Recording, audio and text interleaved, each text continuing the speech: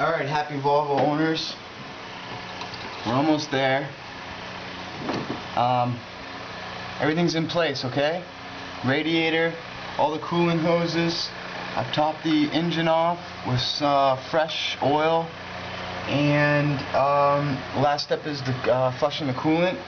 Now, you could just go ahead and, since we drained it, just go ahead and top it off, but I wanted to get all the coolant out, just replace it with all fresh new coolant. So what I've done is I've taken the thermostat housing back off and take the thermostat out, okay? Then I've disconnected this radiator hose, left it intact here, kind of twisted it around. Then just simply put a hose here to a bucket like this, and I had a friend run the hose, and I ran the hose until all the coolant was out and pretty much just water was coming out. Alright, so now we have the system full of water and all the old coolant is out. So what we're going to do is we're just going to drain the system again, because now it's got water in it, and we're going to drain it the same way we did last time. Take the lower radiator hose off, okay, and we're going to then reconnect it once all the water's out.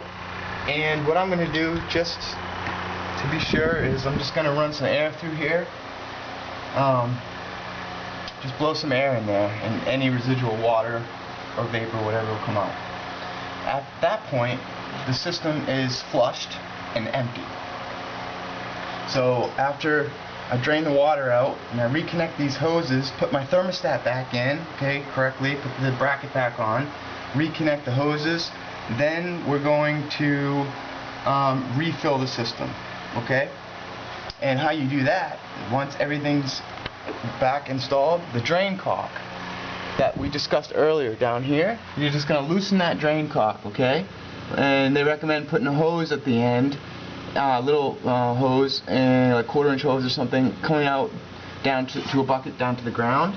Okay, then we're going to get a 50-50 mix of approved Volvo coolant type 3 or type C or something. I don't know, look it up.